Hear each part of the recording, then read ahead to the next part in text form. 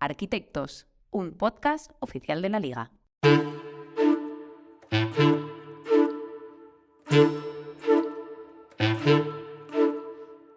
Si la arquitectura se define como el arte de proyectar y construir edificios, se podría considerar que los clubes de la Liga también cuentan con sus propios arquitectos, los encargados de proyectar y construir jugadores, luego personas, pero también equipos, plantillas.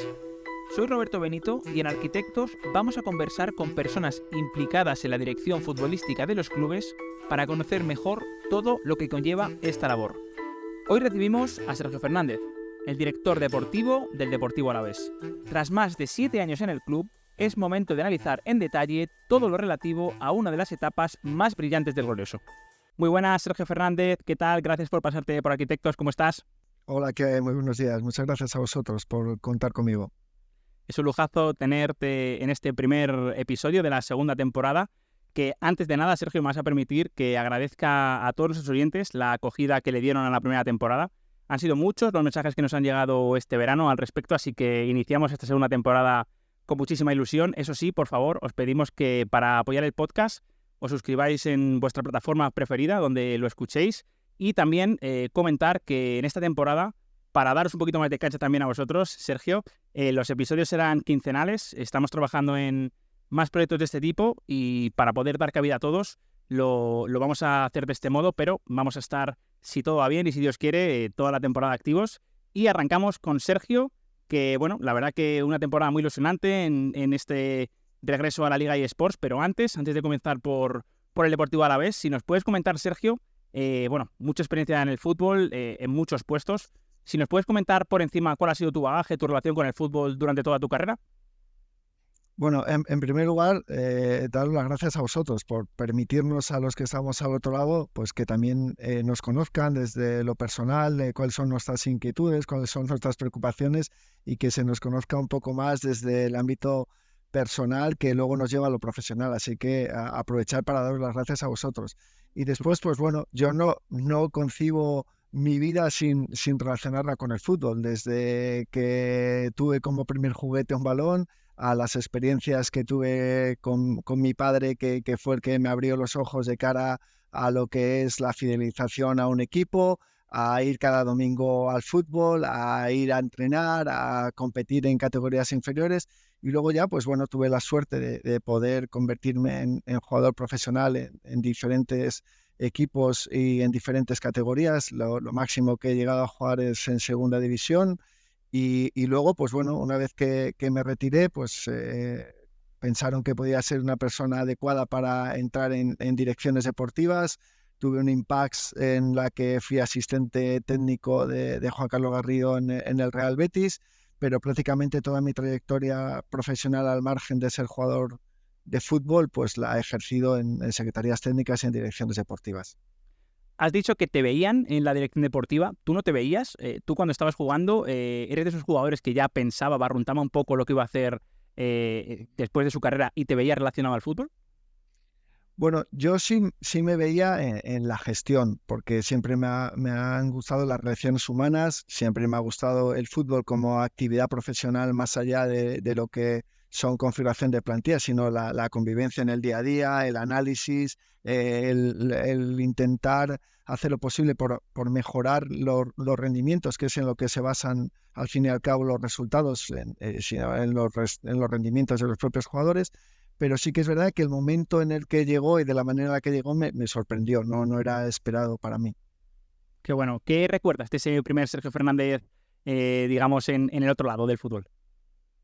Bueno, pues muchísima dificultad, muchísimo nervio, muchísima preocupación por el desconocimiento, porque no tiene nada que ver lo que tú intuyes, lo que presupones que son las cosas, con lo que realmente es la profesión. Y luego, pues porque requiere de mucho conocimiento. Cuando uno está en una dirección deportiva, no es lo mismo ver que conocer, y no es lo mismo estar que analizar, y no es lo mismo que las opiniones que uno emite pues tengan ese grado de responsabilidad ya con el acierto. Opinar es muy fácil y sobre todo cuando uno no ejerce responsabilidades sobre esas opiniones, pero cuando tus decisiones y tus opiniones tienen relevancia en el resultado final, ahí empieza a apretarte el cuello. Totalmente. Eso la verdad que debe de ser otro cuento totalmente diferente. Actualmente, estás en la dirección deportiva del Deportivo Alavés, pero previamente fuiste secretario técnico y también asistente técnico. ¿Qué te llevas de esas dos labores? ¿Qué recuerdas? ¿Qué extrajiste de conocimiento? Bueno, la verdad que todo uno aprende. Uno tiene la experiencia de haber sido futbolista, de haber pasado por diferentes situaciones en cuanto a resultados, en cuanto a clasificación, en cuanto a gestionar la manera de ser de diferentes personalidades, caracteres y características de entrenadores. Y ahí uno va metiendo en la coctelera muchas cosas para lo que luego va a ser tu gestión. El haber sido asistente de entrenador me permite comprender un poco el pensamiento del entrenador a día de hoy, de cómo comunicarte con él, cuáles son los mejores momentos, intentar gestionar, como te digo, el día a día en base a las experiencias pasadas, que eso es en lo que al final uno tiene que intentar tener en cuenta a la hora de convivir.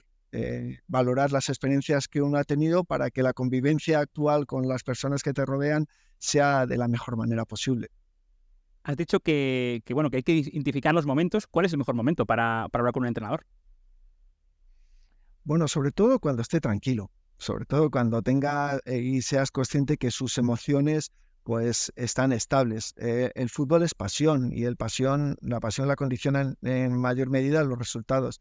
Y está claro que nuestro estado de ánimo, el fútbol, lo provoca un cambio constante. Pues cuando ganas, pues vives en esa efervescencia y en ese subidón que genera pues la adrenalina del éxito, y cuando pierdes, pues estás con esa sumisión y con esa sensación de decepción que hace que uno no encaje tan bien la crítica o el análisis o la reflexión sobre determinadas situaciones. Y ya has comentado que, ante todo, cuando te he preguntado por qué te veías en este puesto cuando eras jugador, has mencionado lo primero, si no me equivoco, las relaciones personales. Al final, siempre una de las cosas que yo extraje, al menos personalmente, de la primera temporada de Arquitectos es que, ante todo, sois directores de recursos humanos. Al final, todo personas y hay que empezar por ahí, ¿verdad? Sin ninguna duda. O sea, si a mí algo que me apasiona de mi trabajo es el generar conexiones, empezando por lo más cercano, pero extrapolándolo al mundo. O sea, lo que te da el fútbol es la capacidad de conocer gente, de conocer otras maneras de pensar, de conocer otras culturas, de desarrollar proyectos de manera diferente, que eso nos enriquece a las personas. Y el poder generar una red de contactos, un networking que sea tan amplio y tan extenso como la posibilidad que te da el fútbol, para mí es una maravilla y una oportunidad de intentar ser mejor cada día. Qué bueno, qué bueno. Vamos a centrarnos ya, Sergio, en el Deportivo Alavés. Aterrizas en Vitoria en el verano de 2016 tras un ascenso. ¿Es un reto difícil el hecho de coger un equipo que acaba de subir a la élite, a la máxima categoría? Porque, entiendo que, claro, obviamente la exigencia aumenta muchísimo. Es un reto y además era una responsabilidad porque mi predecesor, venía de tener una trayectoria tremendamente exitosa y lo único que a mí se me pidió es una evolución al proyecto anterior. Teníamos muy claro qué era lo que queríamos hacer con el paso de los años y creo que fuimos capaces de conseguirlo, pero lo que más pesaba sobre mí era la responsabilidad de no defraudar a los que habían confiado en mí, y bueno, pues creo que lo fuimos consiguiendo con el paso del tiempo y ahora pues seguimos cumpliendo objetivos e intentando superar retos. ¿Cuáles eran esos objetivos? Porque, claro, imagino que uno puede pensar, pues, estar siempre en la élite, en primera división. Lo habéis conseguido, de hecho, han sido muchas temporadas entiendo que creo que 6 de 8 que llevas tú, más o menos, ¿no? Quiero decir, mucho tiempo en la Liga Santander, ahora la Liga eSports, pero ¿qué otros objetivos más, digamos, a medio plazo o estructurales buscabais afianzar en el Deportivo Alavés? Bueno, nosotros lo que sí que era muy importante era recuperar ese sentimiento de pertenencia de una ciudad hacia el equipo. Siempre hemos tenido un gran soporte por parte de nuestros aficionados, pero necesitábamos identificar y que hubiera una conexión entre lo que hacíamos en categorías inferiores con lo que iba a llegar al primer equipo. Hoy creo que hemos asentado las bases sobre el futuro que esperamos con jugadores formados en categorías inferiores que cada vez estén más cerca de llegar al primer equipo, y luego además pues darle un valor patrimonial a la institución que anteriormente no tenía. Y creo que eso es un trabajo que no lo puedes conseguir ni siquiera a medio plazo, sino que requiere de un tiempo de consolidación. Y a partir de ahí sí que unir esos lazos de sentimiento de pertenencia, de valor patrimonial y de obtención de recursos que permitan dar un paso en cuanto sobre todo pues a los famosos límites salariales, a la posibilidad de pensar en proyectos mucho más ambiciosos y que nos permitan, pues como no, pues seguir consolidando este equipo en la élite el mayor tiempo posible.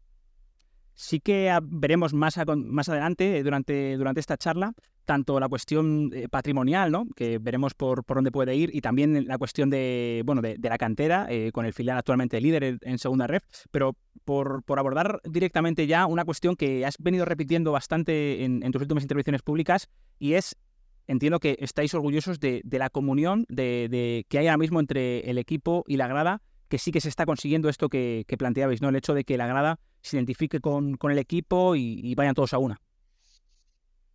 Bueno, yo no soy vitoriano, pero la verdad que si algo me sorprendió cuando llegué a Vitoria es la facilidad que esta ciudad tiene para acoger a los que venimos nuevos, y la facilidad que tienen para hacernos sentir uno más de los suyos.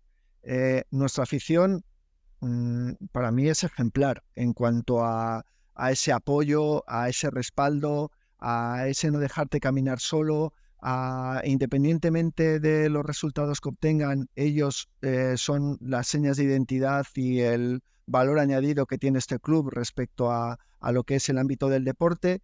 Y nosotros lo único que tenemos que conseguir, porque es lo único que te demandan, es que les hagamos sentir orgullosos de nosotros, de nuestro trabajo, de nuestra dedicación, de nuestro rigor, de nuestra responsabilidad. Más allá de que el resultado sea mejor o peor, ellos lo que te piden es que no les defraudes en cuanto a la entrega, en cuanto a la humildad, en cuanto al honor por la camiseta que representamos. Eso ha hecho que esta ciudad, este equipo, esta afición hayan caminado de la mano de siempre, pero sí que percibo, sobre todo en los 8 años que yo llevo en el club, que en estos últimos años se han visto reflejados en los equipos que hemos ido configurando con los valores que ellos representan. Ese apoyo incondicional, ese no entregarse nunca, ese ser responsables del minuto 1 hasta el 129, el no rendirse jamás. De hecho, el eslogan que abandera a este club es que el glorioso nunca se rinde. Pues ellos no dejan de apoyarte durante 90 minutos y lo único que te piden es que no te rindas durante los 90 minutos. La verdad que el que ha podido ir a Mendy ha podido constatar que el ambiente es fabuloso, uno de los mejores ambientes que hay para mí en el fútbol español. Hablando un poquito, volviendo sobre esa llegada en 2016 a la dirección deportiva del Alavés, si no recuerdo mal, en aquel verano disteis 16 altas y tantas bajas, obviamente, con el cambio de categoría. Estos veranos, Sergio, en los que se asciende o se desciende, ¿son los más exigentes por el hecho de tener que, digamos, reconfigurar la plantilla y adaptarla a una nueva categoría? Bueno, yo creo que las categorías están para algo y está claro que cada categoría requiere de un nivel y de un perfil determinado de jugadores y de profesionales. Eso no quiere decir que tú no le puedas dar continuidad a un proyecto. De hecho, la continuidad que le hemos dado nosotros este año al proyecto no tiene nada que ver con la del 2016, pero sí que es verdad que cada categoría te exige un determinado nivel y un determinado perfil. En el 2016 fue un cambio, considero radical, porque era lo que creíamos que demandaba el proyecto. Cambiamos de entrenador, cambiamos de estilo, cambiamos de propuesta, había muchos jugadores que finalizaban contrato y eso nos obligó a un cambio y a regenerar la plantilla de manera, diría, absoluta. Ojalá no tuviéramos esa necesidad de hacerlo, pero también somos esclavos a veces de las circunstancias y de las necesidades que tiene el equipo y el momento. La verdad que en aquel momento la apuesta por Mauricio Pellegrino, que quizá podía parecer controvertida, bueno, al final siempre que, y más por tu papel, entiendo que requiere valentía el hecho de tomar una decisión de ese estilo, pero al final, bueno, parece que la temporada se dio muy bien, con esa final copera, la clasificación en Liga que también fue fabulosa. ¿Qué buscabais en aquel momento con Mauricio Pellegrino? Bueno, éramos conscientes del cambio que tenía que sufrir el equipo y experimentar el equipo. Y es verdad que buscábamos una persona, primero que conociera la casa, que conociera el club, que tuviera la experiencia de tener una mente abierta para los cambios que íbamos a proponer a lo largo de ese mercado, y sabiendo la dificultad que iba a tener para nosotros la configuración de la plantilla por ser los últimos en llegar, por que éramos nuevos en la categoría y todavía pues no teníamos lo que se suele decir, ese respeto o ese apoyo que te da la permanencia durante muchos años en la categoría, pues para que los propios jugadores nos recibieran como ese club o ese equipo donde poder desarrollar una trayectoria a medio plazo, pues encontrar una figura como Mauricio, pues a nosotros nos dio la confianza, la tranquilidad de que de la mano podíamos conseguir llevar este proyecto adelante. Por su manera de ser, Mauricio pues es una persona templada, es una persona comprensiva, es una persona que se implica mucho en el desarrollo de los proyectos, y eso permitió que no hubiera urgencias, permitió que no tuviéramos prisas, permitió que la apuesta por los jóvenes con esa mentalidad tan abierta pues nos permitiera pues tener el tiempo y la confianza para que llegara su momento óptimo de rendimiento, y por suerte lo conseguimos. Y tanto que sí. La verdad que creo que esa temporada está grabada en la retina de todos los babazorros y también de los aficionados del fútbol en general. Volviendo un poco a lo que sucedió en aquel momento y también lo que ha sucedido este verano, ¿qué supone, Sergio, en términos de organización el hecho de estar con un ascenso pendiente, digamos? Por ejemplo, se me viene a la cabeza el partido que jugáis, jornada 42 en Gran Canaria, que al final hay un mano a mano que puede entrar, no puede entrar, pero que al final cambia completamente la planificación. ¿Cómo fueron esos meses? Entiendo que poniendo huevos en diferentes cestas, dividiendo la atención, ¿cómo lo organizasteis?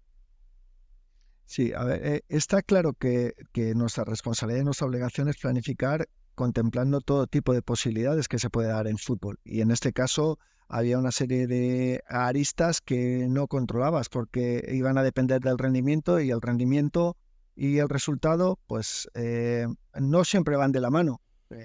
Y en fútbol es tan maravilloso pero a la vez tan imperfecto que no el que mejor juega, el que mejores jugadores tiene o el que mejor momento vive consigue los resultados que espera. Entonces sí que es verdad que las planificaciones están condicionadas en gran medida a la categoría que ocupas, y lamentablemente nosotros pues hasta el mes de junio no supimos en qué categoría estábamos, y eso sí condicionaba la contratación de jugadores, eso sí te condicionan en los tiempos de espera por unos y por otros.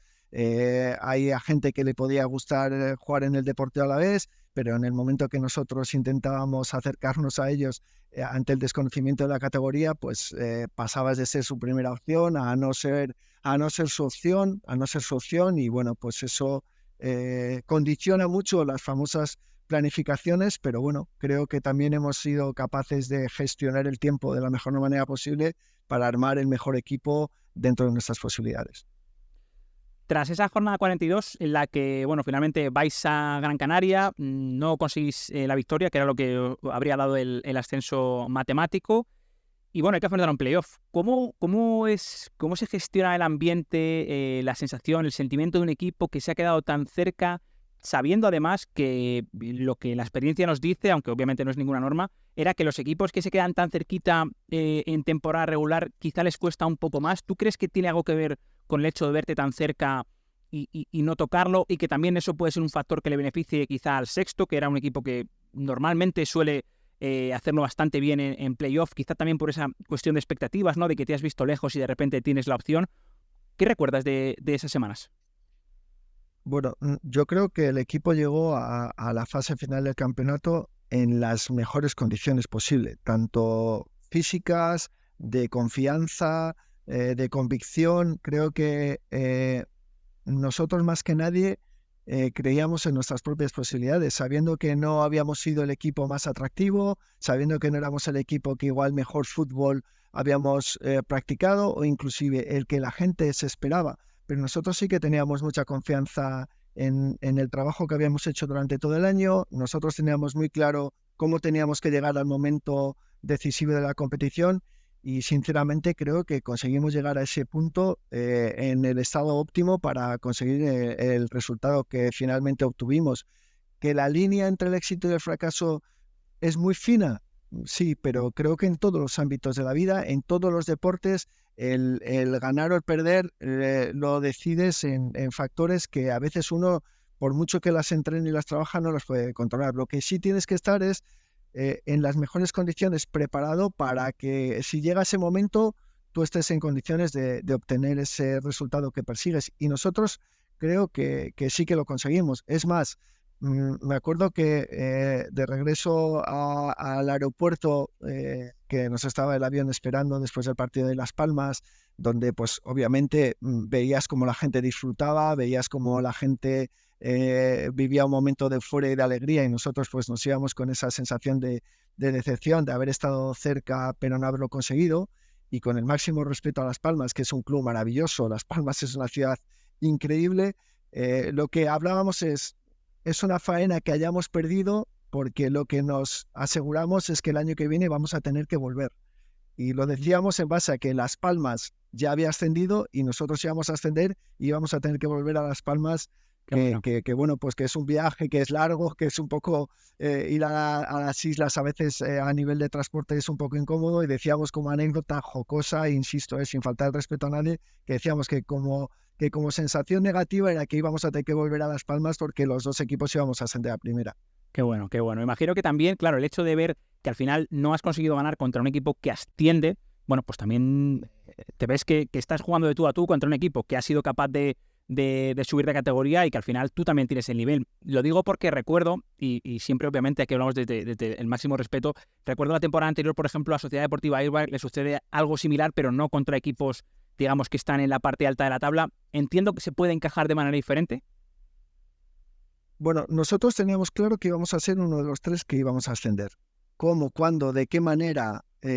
No lo sabíamos, y nos íbamos a tener que ir adaptando a las circunstancias, pero queríamos ascender, y eso era el motor que movía la ilusión y la necesidad de conseguir ese objetivo.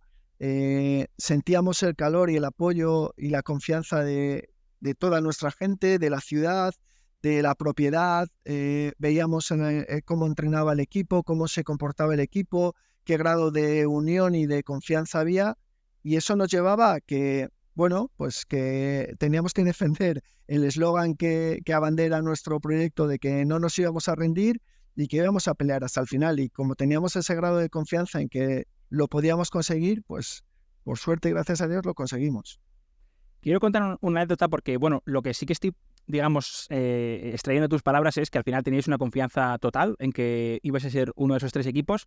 Y me viene a la cabeza, hemos comentado antes de arrancar la entrevista fuera de micro, que bueno, que por suerte pude estar en Valencia el día que ascendisteis, y quiero contar una anécdota porque me parece muy significativa, al menos a mí me impresionó, y es que en ese descanso, cuando salen los jugadores, Luis García Plaza, yo estaba allí generando contenido para las redes sociales, y Luis García Plaza sale, le estoy grabando, porque estaba reaccionando con un jugador y demás, y se toca un poquito la nariz, y me mira. Y claro, vio que le estaba grabando y en lugar de, no sé, en ese momento imagino que puedes tener muchos nervios y demás, él se empezó a reír y dijo, jo, es que estáis en todos lados, hoy en día las cámaras no nos dejan en paz, pero de muy buen rollo, con una simpatía que a mí me llamó la atención, porque en ese momento, no digo que puedas ser antipático, pero que entiendo que puedes estar, acabas de dar una charla en el descanso, tienes 45 minutos, al final fueron bastante más por la prórroga, pero al final la pregunta es, ¿qué grado de importancia tuvo Luis García Plaza en generar ese estado de ánimo y de confianza?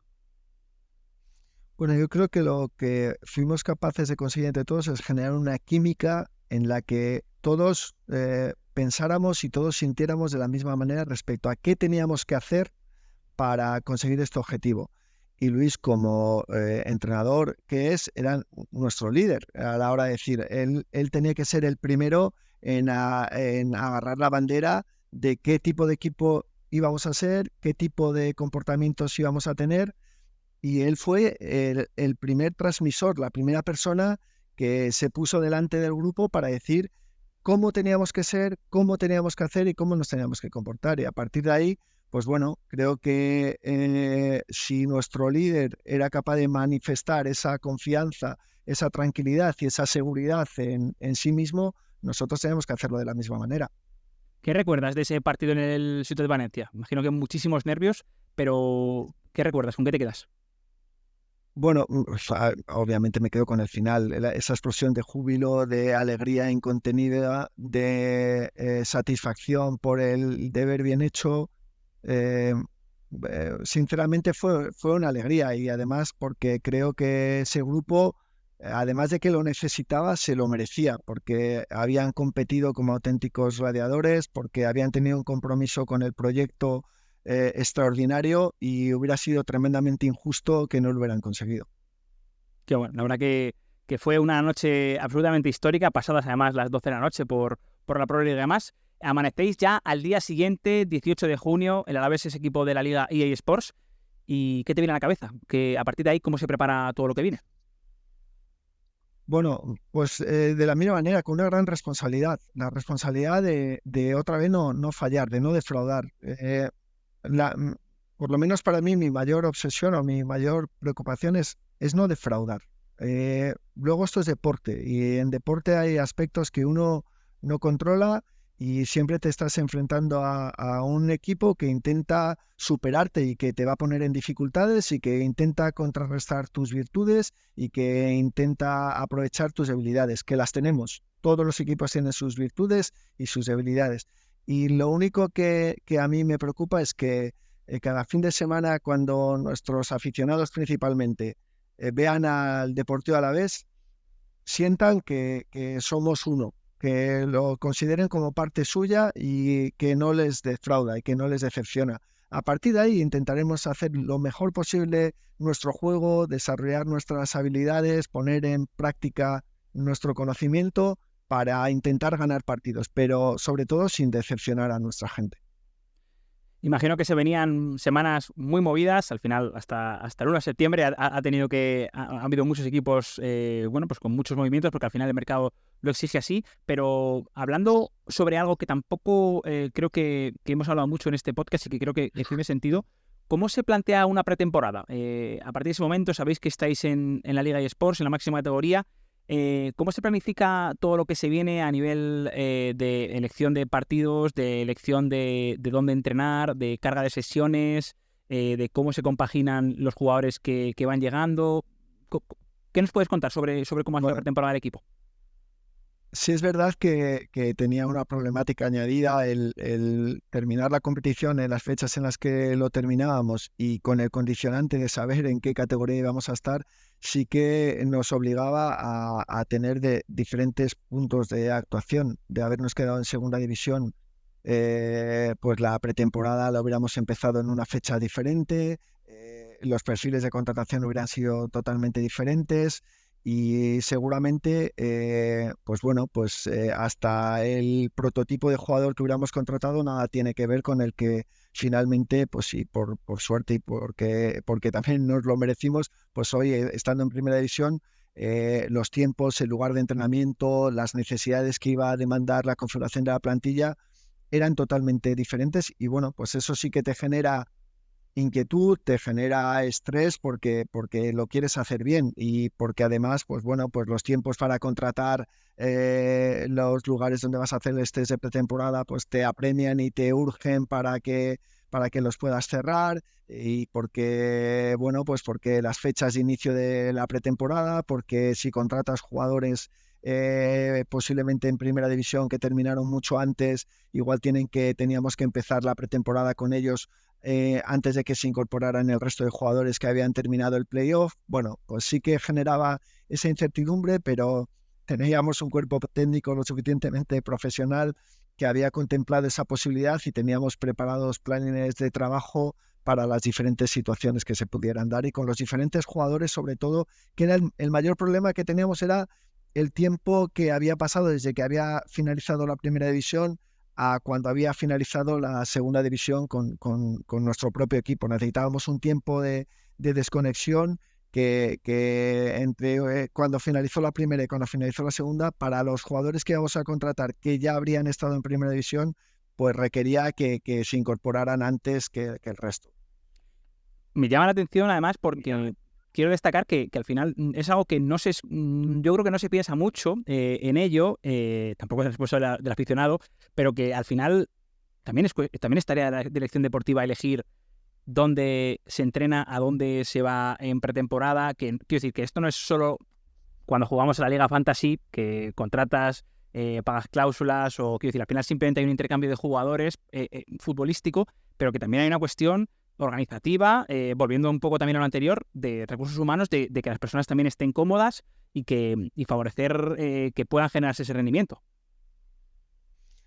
Sin ninguna duda. Nosotros además pues le damos mucha importancia al valor humano, porque siempre vamos a tener que tener un nivel de exigencia muy alto para cumplir nuestros objetivos.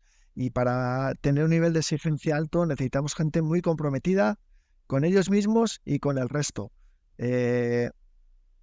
Casi te diría que al 100% de los casos hemos conseguido gente muy comprometida con la causa, muy comprometida con la profesión, y eso facilita también a veces las incomodidades de cómo estructurar pues los planes de trabajo, cómo estructurar los planes de viaje, cómo estructurar inclusive pues que a veces no hayamos podido entrenar en las mejores condiciones, porque en los tiempos, pues bueno, donde estuvimos haciendo el estrés de pretemporada, pues por la tardía de las decisiones a la hora de la contratación de cestas, pues antes habían estado 2 equipos y los campos pues posiblemente no estaban en las mejores condiciones, o nos tuvimos que adaptar a la forma de viajar porque no había vuelos y pues en algunos casos los tuvimos que hacer en autobús. Bueno, todo eso también se consigue si hay empatía, si hay comprensión, si hay una buena química entre las personas que configuramos el proyecto.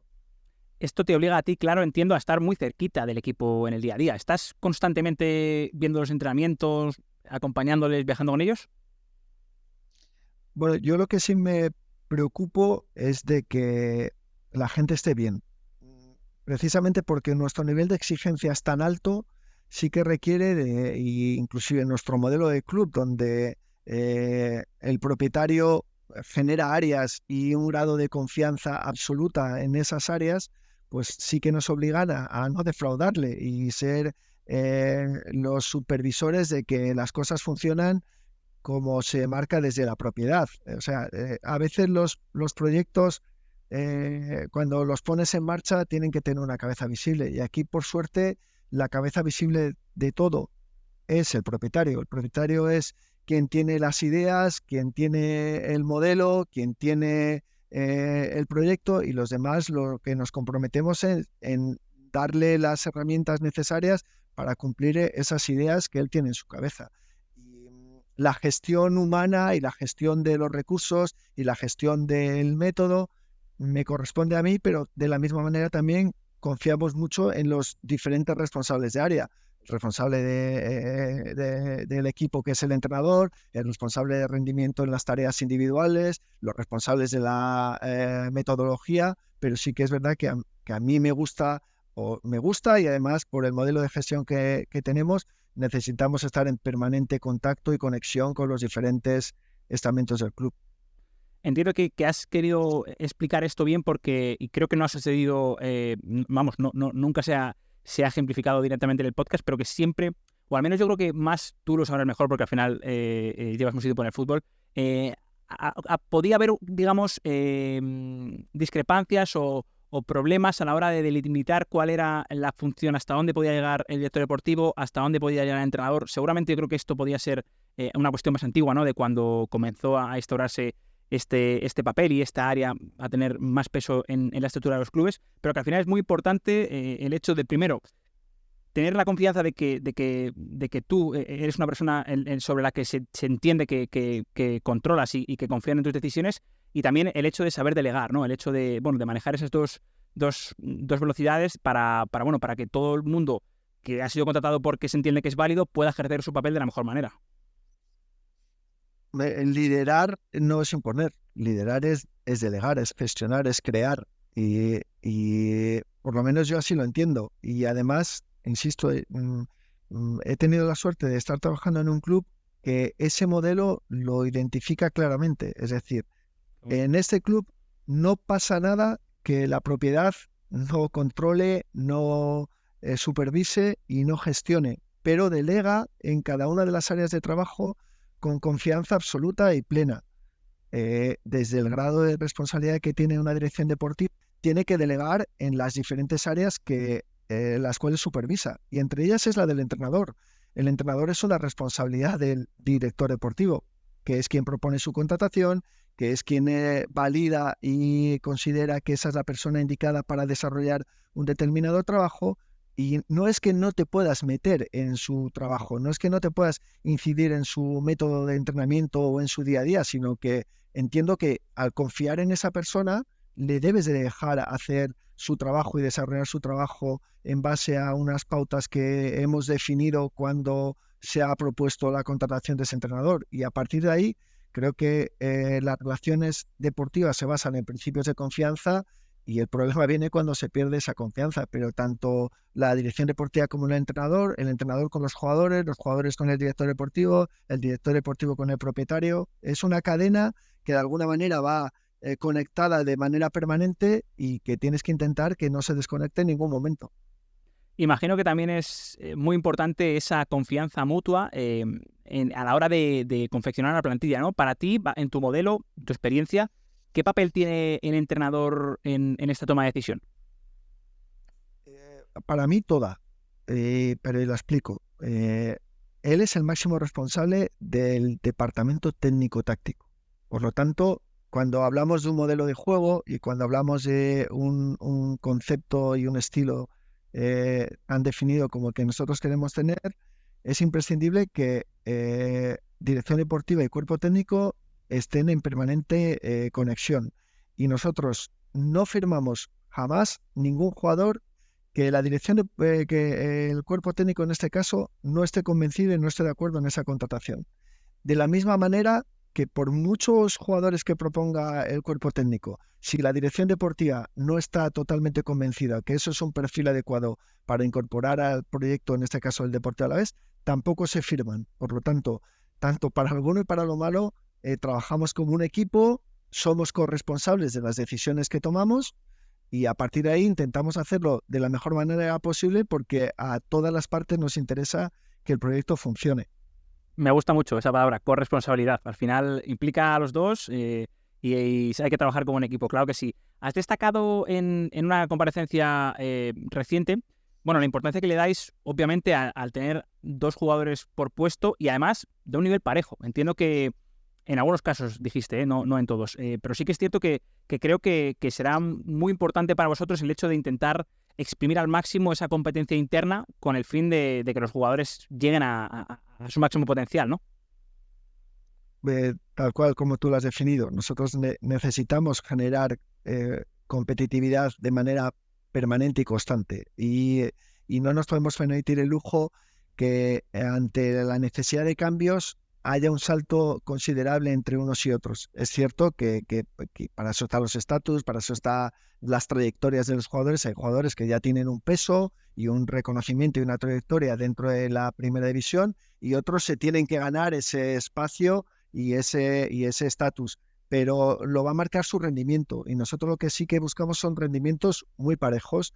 Y bueno, pues también necesitamos un periodo de tiempo para que los nuevos que han llegado se adapten a la idiosincrasia, a la filosofía, al estilo que quiere tener el Deportivo Alavés, pero también los que estamos debemos de ayudar a esos que vienen a hacerles sentir cómodos, a hacerles sentir bien, para que también ofrezcan su máximo nivel de rendimiento. Porque vuelvo al comentario inicial, en el fútbol creo que no hay ni buenos ni malos jugadores, hay buenos y malos rendimientos, y lo que nosotros necesitamos conseguir es que todos ofrezcan su mayor nivel de rendimiento.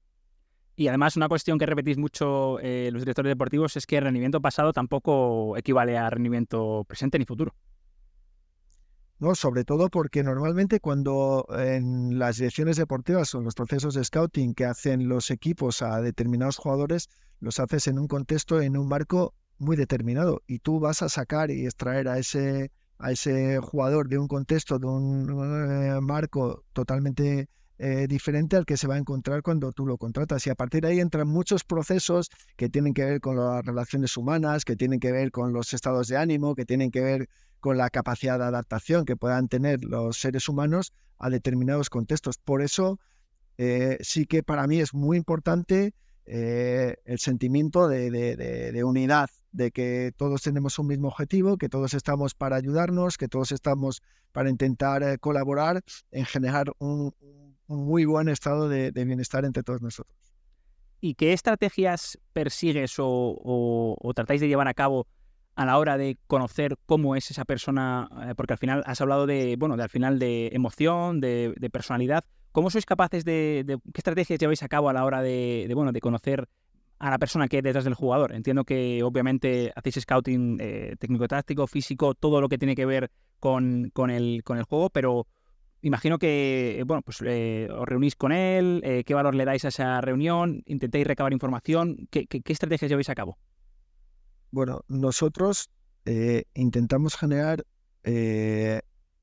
un estado en el sentido de exigencia máxima. Es decir, nos exigimos mucho. Partimos de esa base y para ese nivel de exigencia tenemos que estar todos con una gran actitud y una gran motivación y una gran implicación en lo que estamos haciendo.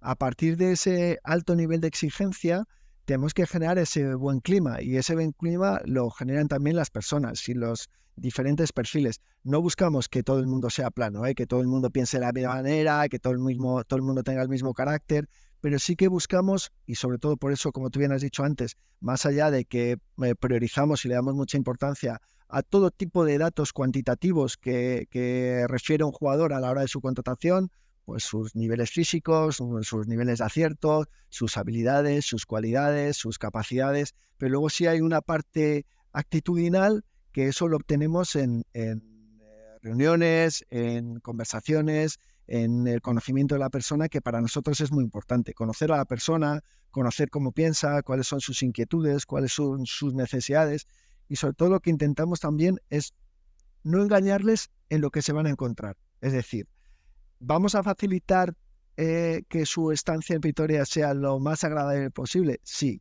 Ahora, el nivel de exigencia que él tiene que experimentar y lo que él tiene que poner de su parte es que cada día tiene que ser una oportunidad de ser mejor que el día anterior.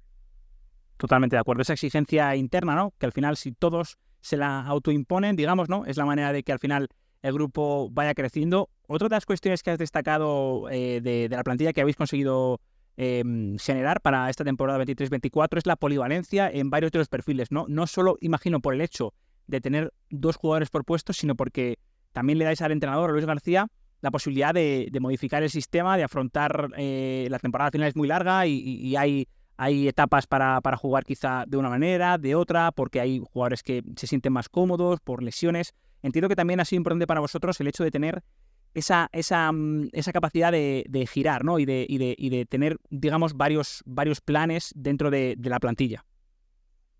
Bueno, ya inclusive el año pasado intentamos sentar las bases sobre ese modelo ante la necesidad el año pasado de ganar muchos partidos, y este año ante la necesidad de no perder muchos partidos.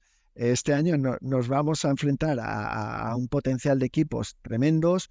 Nosotros somos unos recién llegados y tenemos que hacerlo muy bien y tenemos que sorprender al rival. Tenemos que aprovechar la oportunidad de que somos un recién llegado y que las expectativas que hay hacia nosotros pues no son especialmente altas.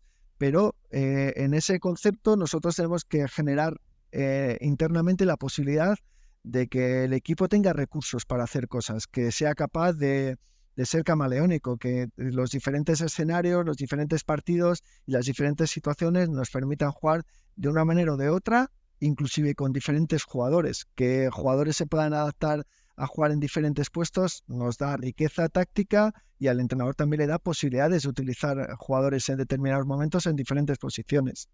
Al final la temporada son muchos meses, muchas semanas, hay multitud de circunstancias que hay que controlar, así que tener esa capacidad, la verdad que es una garantía. También, otra de las cuestiones que has destacado, Sergio, es, hablando de las incorporaciones que habéis traído en propiedad, sobre todo, digamos, yo encuentro digamos, dos perfiles, ¿no? Por un lado, los jugadores vamos a decir, de rendimiento inmediato, ¿no? Como pueden ser los Quique García, los Guevara, Gorosabel, jugadores contrastados, asentados en la categoría, que se entiende que van a conocer cada escenario, que van a estar por encima y que van a poder dar un rendimiento inmediato, como digo. Y por otro lado, también una clase de jugadores jóvenes que están quizá en su primera experiencia en la élite, me refiero a Blanco, a Rafa Marín, también cesiones Juliano, Samu Carrica. Entiendo que habéis tratado de nivelar en la plantilla esa, con todo obviamente lo que conservabais de la temporada anterior y que habéis decidido dar continuidad, bueno, es esa capacidad de tener jugadores que nos ofrezcan ya garantías de domingo a domingo y también buscar el crecimiento de jugadores como pudieron ser los Teo o los Llorente en esa primera etapa en la Liga Santander en aquel entonces, de también jugadores que, como hemos hablado antes, pueden capacitarnos el hecho de crear un músculo también a nivel, digamos, de club financiero, de tener capacidad de aumentar el valor del activo del club. Sin ninguna duda. Nosotros partimos de la base que la media de edad está en torno a los 23 años y eso es un dato significativo respecto a qué tipo y qué perfil de jugador nosotros hemos querido contratar.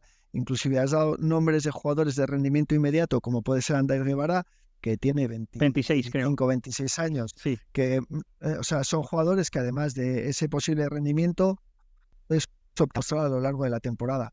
Pero sí que es verdad que para nosotros era muy importante empezar a dar patrimonio al club y sobre todo con jugadores formados en nuestra propia estructura. Hay jugadores que llevan en nuestra organización en una media de en torno a los 5 años. Jesús Ubono, Antonio Sivera, Javi López, Rubén Abkar, central marroquí, que es un chico de 23 años que ya está acudiendo de manera regular con la selección absoluta de Marruecos. Tenemos a Abde Rebat, que es otro chico que lleva 5 años con nosotros y que ha jugado prácticamente en todas las categorías inferiores del deporte de pertenencia y ese sentimiento de que en esos jugadores puede haber, además de un rendimiento, un retorno económico que nos permita también al corto o medio plazo superar ese eslabón o ese nivel que actualmente tenemos económico, que nos haga pues seguir pensando en que el proyecto puede crecer, que el proyecto puede evolucionar y que nuestras aspiraciones respecto a nuestros objetivos clasificatorios puede cambiar en los próximos años. Pero para eso es verdad que tenemos que seguir afianzando ese proyecto de jóvenes valores a ser posible en propiedad. Y si encima pues tienen esa identificación y ese sentimiento de pertenencia con el club porque vienen formados en categorías inferiores, mejor. Es más, hemos sido capaces de conseguir en los últimos años que jugadores que están en nuestras categorías inferiores cada vez estén más cerca, cada vez tengan más apariciones y cada vez tengan más oportunidades de mostrarse con el primer equipo de lo que había sucedido en los años anteriores. Has mencionado el caso de Abkar, que creo que es especialmente relevante porque al final creo que de los que hemos comentado ha sido el jugador que la temporada pasada más partidos jugó, más continuidad tuvo, además en una defensa que contaba con jugadores como La Guardia, es decir, jugadores contrastados, jugadores con experiencia, pero que Abkar logró hacer su sitio, se ganó la confianza de Luis García Plaza. Además es un central moderno, ¿verdad? Un central físicamente muy fuerte, veloz, muy fuerte físicamente. Creo que es un jugador que el que no lo haya visto se puede llevar una sorpresa. Bueno, eso es lo que buscamos, pero es un chico con el que hemos trabajado mucho 3 años atrás. Cuando lo contratamos, pues veíamos un gran potencial físico, pero es verdad que había que ayudarlo a controlar esa energía y teníamos que ayudar a que supiera medir sus aspectos tácticos, la organización del juego, la toma de decisiones.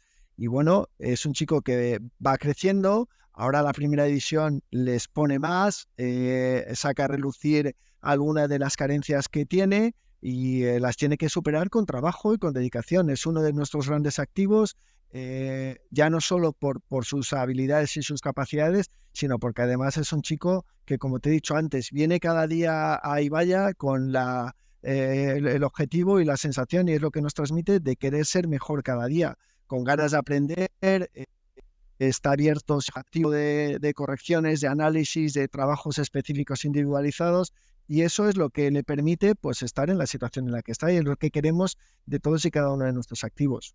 Hoy en día es clave. ¿Tú crees que hace la diferencia el hecho de que un jugador joven, o no tan joven, porque siempre hay lugar para la mejora, entienda que hay fútbol más allá del césped, que tiene que hacer ese trabajo individualizado que hoy en día los cuerpos técnicos de las direcciones deportivas procuráis otorgar? ¿Crees que eso puede hacer la diferencia a la hora de que un jugador alcance su potencial o no? Todo ese trabajo que quizá no está tan relacionado con el césped, con el balón, pero que es muy importante.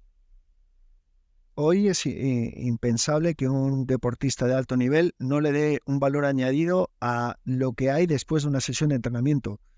Y lo que sí tenemos que procurar los clubes, porque eso sí sería un gran fracaso estructural, es que esa demanda y esa necesidad los jugadores lo busquen de manera externa.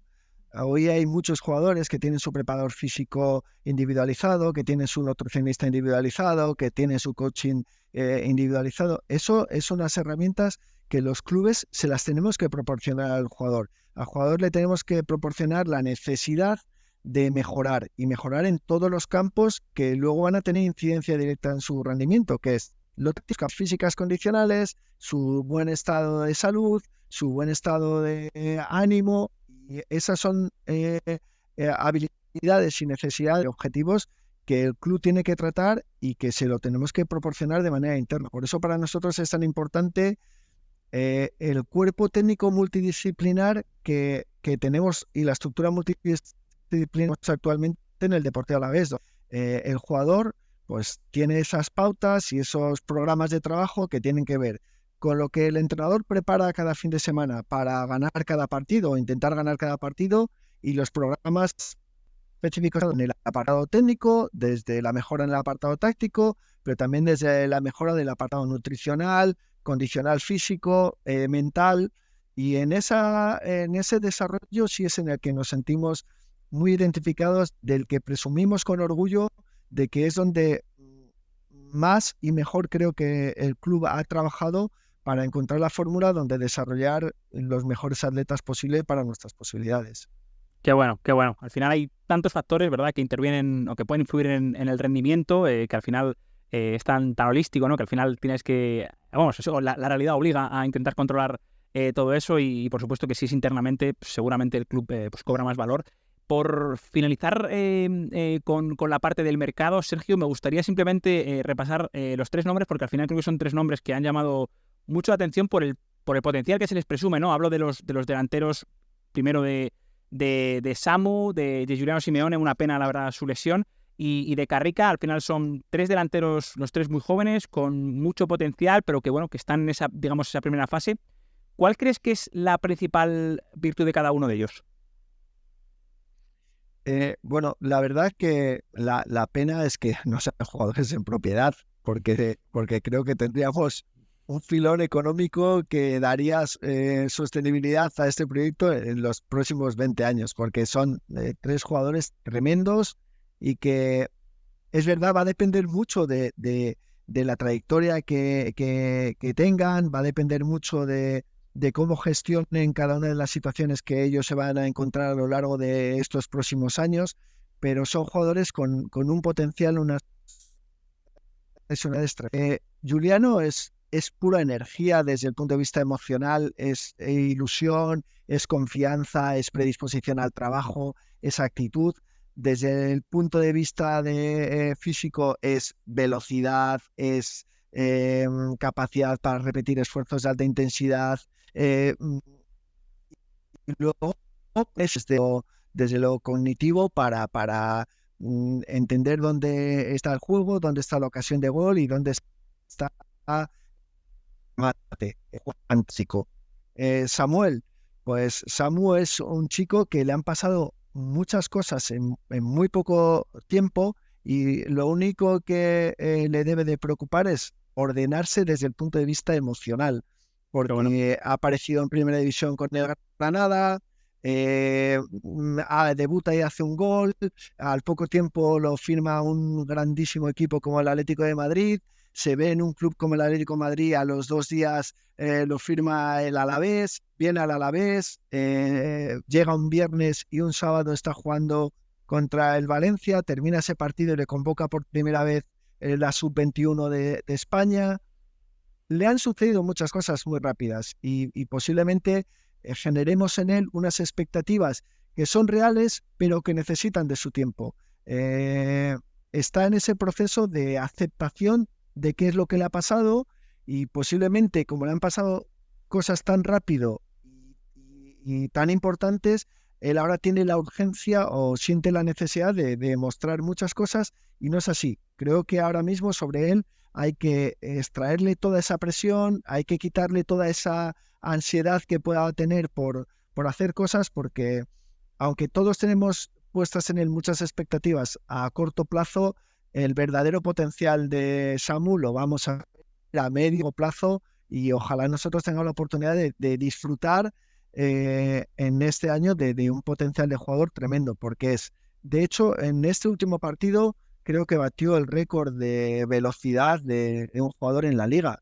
Estuvo en 36 kilómetros de punta de velocidad. O sea, es brutal. Luego es un finalizador tremendo. Y todo eso con 19 años. Tiene ganas de mejorar, tiene instinto, es un goleador. Es verdad que en él buscar es que lleva el balón al área, que él se encargará de finalizarla. Y luego Carriga, Solo por, para Sergio, mí te interrumpo simplemente para confirmar el dato que acabas de dar. Efectivamente, ha conseguido la punta de velocidad más alta de lo que va de campeonato con 35 kilómetros con 4, superando a Williams, a Marvin, a Luis Enrique, a Sabiño. Cuidado. No, por eso digo que estamos ante un talento para mí descomunal, pero no tenemos que olvidar que tiene 19 años y que en este espacio de tiempo le han pasado muchísimas cosas y que es muy fácil equivocarse con su edad, con todo lo que ha pasado a su alrededor. Es muy fácil equivocarse, es muy fácil perder la perspectiva de lo que le está pasando. Y ahí es donde tenemos nuestro mayor reto, el de ordenarlo, el de tranquilizarlo, el de saber quién es, dónde está y qué es lo que estamos haciendo con él, porque así como podemos disfrutar de un extraordinario jugador, pues estamos metiendo presión desmedida para un chico de su edad. Totalmente de acuerdo. Y John Carricaburu es el prototipo de jugador moderno que a mí personalmente me encanta. Lo tiene todo. Posiblemente no puedas destacar ninguna característica en concreta de pero tiene gol, tiene trabajo, es listo, es generoso en el esfuerzo, tiene ilusión, le gusta su profesión, es una persona encantadora en el trato humano. Solo necesita suerte. Que tenga esa pizca de suerte de ante este nivel de competitividad que tiene en el Deportivo Alavés, pues tenga la suerte de que en el momento que aparezca, que aparecerá, pues tenga la suerte de que las cosas le vayan bien. Totalmente de acuerdo. Al final, bueno, hay cosas, lo decíamos antes al hilo del ascenso, ¿no? Hay cosas que tú no puedes controlar, pero bueno, intentar estar, digamos, mentalmente estable, ¿no? Confiado en tus posibilidades y dar tu máximo, porque al final es verdad que los minutos son caros, al final la élite exige muchísimo y bueno, todos tendrán que buscar ese hueco, pero al final condiciones tienen todos, lo han demostrado el año pasado, por ejemplo, Giuliano y Carrica en la liga Hypermotion, que tienen esa capacidad y además, imagino, Sergio, que son delanteros que tienes que intentar ir a por ellos en este momento de su carrera, en esta fase, porque quizá en unos años no te da. Bueno, es posible. Lo que sí es cierto es que estamos en un nivel de competitividad tremendo y estamos en una categoría que te va a exigir cada fin de semana dar tu mejor versión. Y si no somos capaces de obtener nuestra mejor versión, tendremos muchos problemas para mantenernos en esta categoría. Todas las categorías tienen sus peculiaridades y sus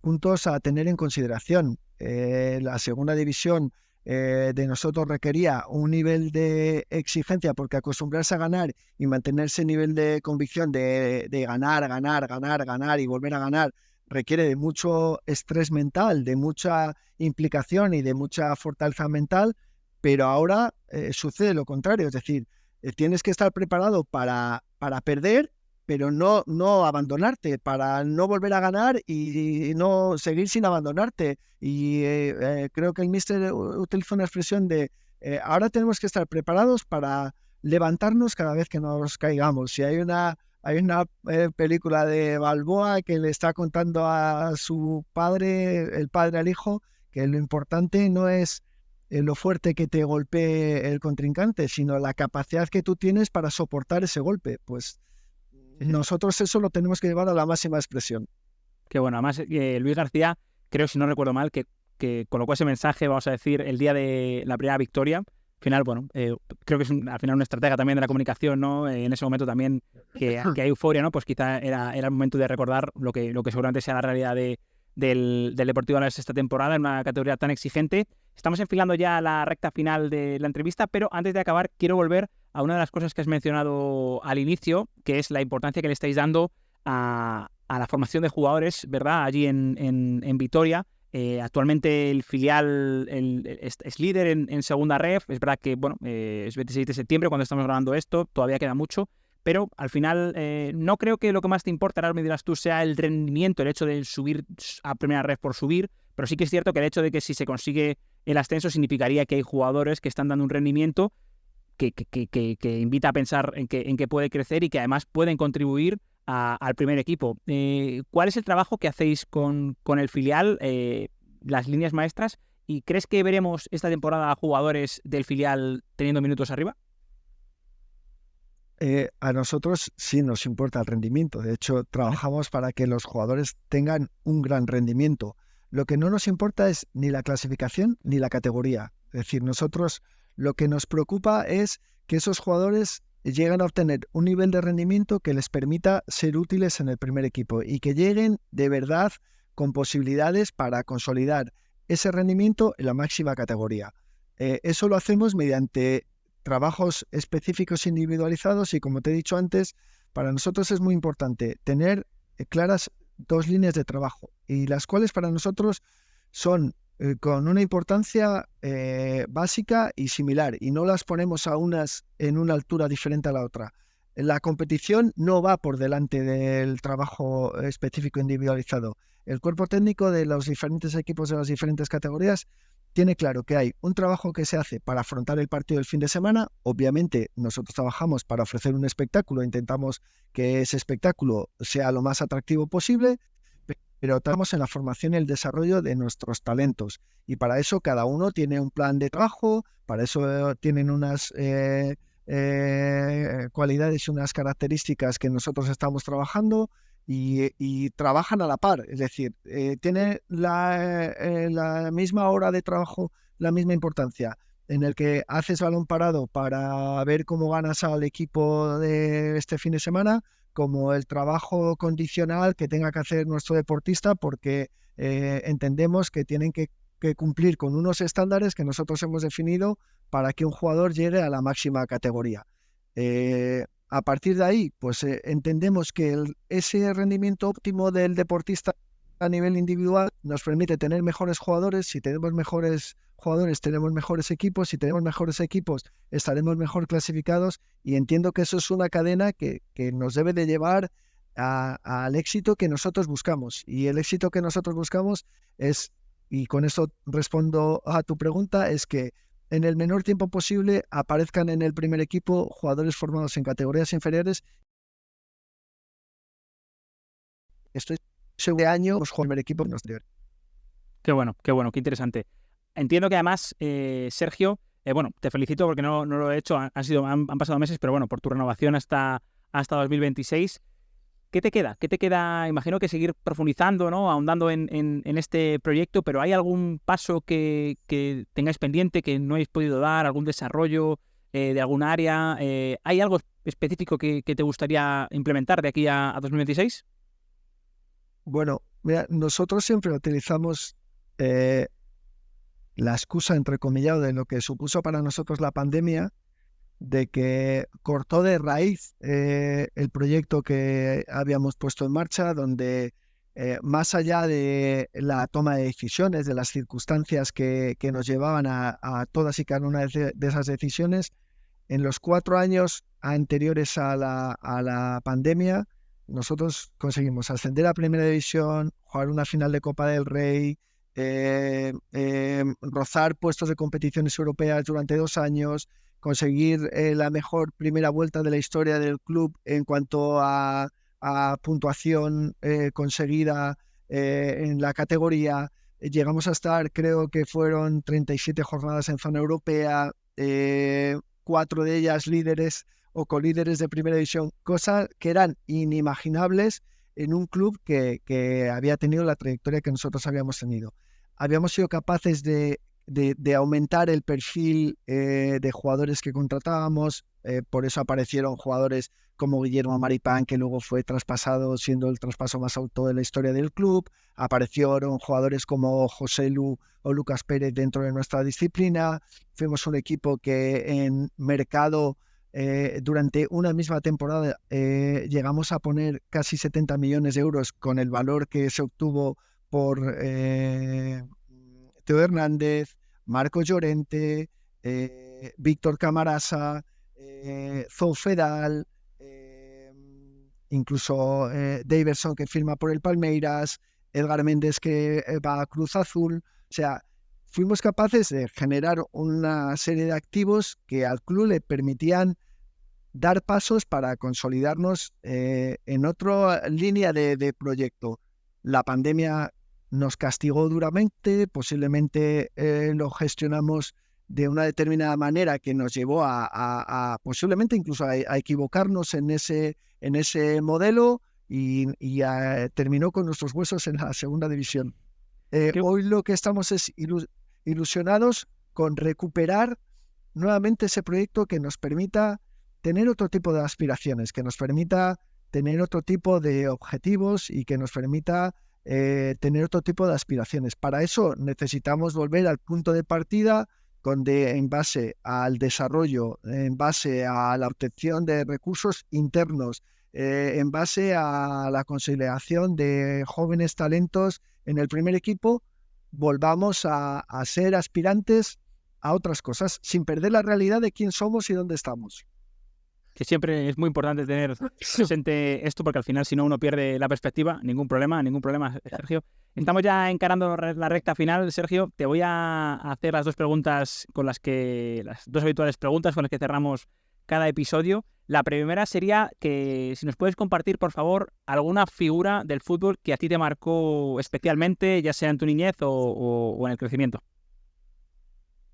Yo como jugador idolatraba a Fernando Hierro por las posiciones en las que jugaba y porque me encantaba. Luego es verdad que no soy muy de ídolos más allá de lo terrenal, de la familia, de las personas que me han inculcado una manera de ser y unos valores, y tengo obviamente muy referenciado a mi padre, a una persona que realmente para mí sí es un ídolo, sí es una persona que le vi crecer, que le vi sufrir, que le vi pelear por sacar adelante una familia en dificultad, y esas sí que son personas que se merecen todo el reconocimiento y todo el elogio. Luego, pues soy como todo, aficionado al fútbol y los que ganan y los que están en el éxito. Me gustaba el básquet y ver a Michael Jordan o a Magic Johnson era una gozada, pero no soy muy de idolatrar y de tener cromos en mi cartera. Pero sí, la familia es el mayor tesoro, el mayor legado y a lo que más idolatro.